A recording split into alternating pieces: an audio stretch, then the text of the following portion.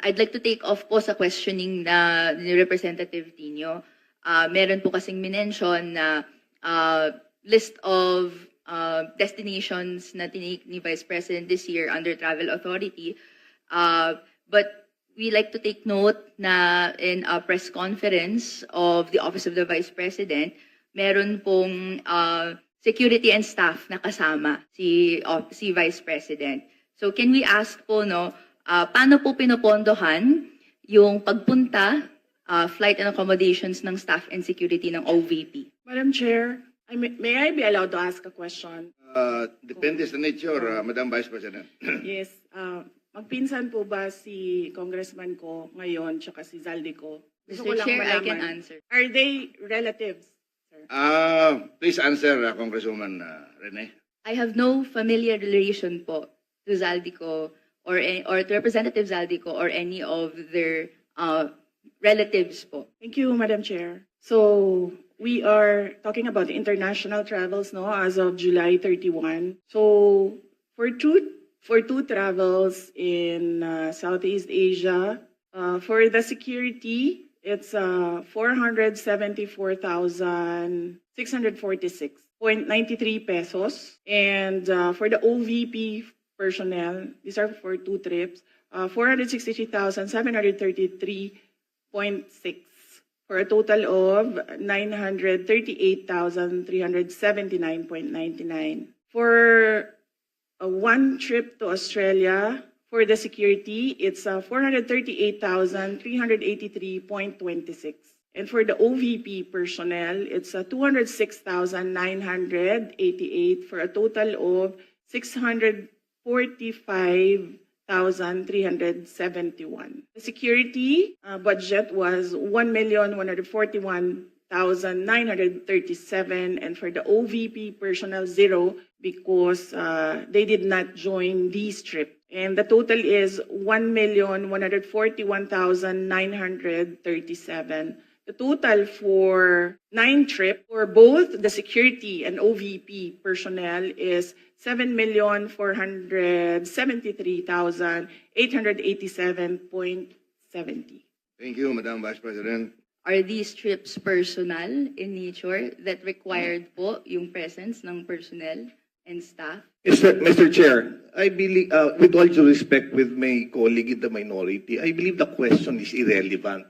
Because even if the Vice President travels on her personal capacity, we cannot disassociate herself from the office of the Vice President. She's still the Vice President. Exactly. The reason for the travel is business, but she could also travel in her personal capacity, but she's still the Vice President. So I believe the question is irrelevant. With all due respect with my colleague. Mr. Chair, Thank you. just to respond po, no, this is just a mere question. Whether the nature of the trip is personal or business po, no, or whether it's official. This is a question that I'd like that could be posed, and I hope to post po to the Madam Vice President. Madam Chair, it depends. If I have activities for the Office of the Vice President abroad, the 3 OVP personnel join the trips. But if the trip is purely personal and I do not have events for the Office of the Vice President, they do not join the trips.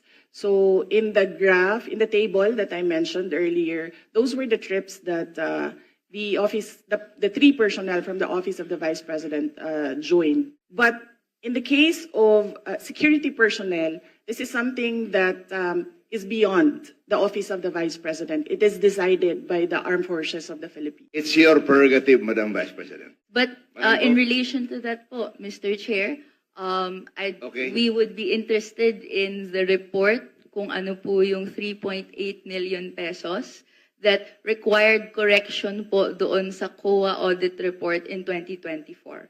Would that be possible po, Mr. Chair? Madam Chair, as I said, all questions about all documents inside the Commission on Audit is best to be directed to the auditors or the representatives of COA in the budget hearings. Thank you. Pero ang nakalagay sa Joint Circular Number 2015-1 issued by DBM and COA that it should be dispersed to the Special Dispersing Officer. Madam Chair, this is the confidential funds is a subject of articles of impeachment from the House of Representatives, and I would not like to discuss the defense strategy, particularly because the prosecutors will come from the House of Representatives. Okay, Mr. Chair, my final question. No, Ito na I'm po sorry. yung last one. I'm sorry. Hindi na po siya That's part the of last question. individual- Madam Yes, Chair, I'm po, sorry. Mr. Chair. I'm sorry, that's the last question. Madam Chair, may I be recognized? Yes, Senior Deputy Minority Leader. I move that we terminate the budget hearing on the proposed budget. Second. Second the motion. Budget hearing for the office of the Vice President is hereby terminated. Thank you very much. Alright mga kababayan, so tayo po ay magkakaroon na naman ng another reaction video dito nga lang po sa katatapos na hearing po sa Committee on Appropriation po ng Office of the Vice President. At kitang-kita naman po natin mga kababayan no, na halos si Vice President Sara Duterte lamang po ang sumugod dito sa House of Representatives para humarap po dito sa hearing. At ito ngang si Kabataan Party List Representative Rene Co ay hindi din umubra dito kay Vice President Sara Duterte no dahil bago sagutin ni VP Sara itong tanong nga nitong Representative Co ay tinanong niya din ito kung may relasyon ba sila ni Saldico no dahil kung nagkataon talaga mga kababayan na sila po ay magkamag-anak or magkadugo ay what do we expect no talagang pahihirapan ito si VP Sara Duterte at talagang gigisahin talaga siya ng bonggang-bongga dito. Kaya para bigyan ng context itong pagtatanong ni VP Sara, so ito po yung parang analyzation ko no, na kung bakit niya naitanong itong bagay na ito na marami kasi tayo nababasang komento na wala daw po sa context yung pagtatanong ni VP Sara at malayo daw po yung pagkakatanong niya do sa tanong netong si Kabataan Party List Representative Rene Co, no? Pero para sa akin, in-related to kasi syempre para alam ni VP Sara Duterte kung paano niya sasagutin yung mga iba pang mga ibabatong tanong sa kanya. Kumbaga para prepared din syempre si VP Sara sa kung anong mga tanong na ibabato sa kanya na maaaring hindi din in-related. Dahil nga syempre alam naman po natin na masyado pong napupolitika itong ating Vice Presidente. At isa nga sa mga naging tanong dito ni Kabataan Representative Rene Co ang bilang po ng kanyang security guard at OVP personnel na kasama niya po sa kanyang mga foreign and local trips no.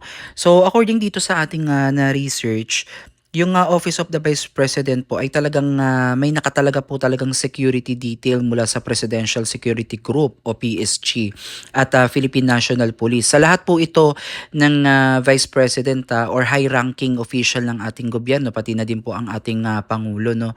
So karaniwang binubuo ito ng close-in security, karaniwang 4 hanggang 8 na tauhan na kasama sa araw-araw. So yan po yung ating na-research. Pero according po kay Vice President Sara Duterte, parang 2 lang po ata yung na-mention niyang security niya, no? At bukod po dyan, meron pong tinatawag na advance team at escort team. Ayan po yung para sa mga lakad sa labas, lalo na kung official, may mga karagdagang security convoy po ang mga Vice President ng Pilipinas. Meron din po tayong tinatawag na backup support. May karagdagang team na naka-standby o kasabay sa convoy para sa emergency response. So sa kabuuang bilang mga kababayan ay maaaring umabot po sa 10 hanggang 20 katao o higit pa. Depende po yan sa sitwasyon, lugar at banta.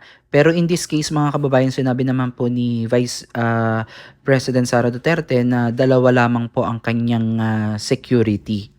So bakit nga ba mahalaga ang pagkakaroon ng security ng isang Vice President, no? O kahit sinong high-ranking official ng gobyerno? Una po dyan mga kababayan is proteksyon ng pangalawang pinuno ng bansa.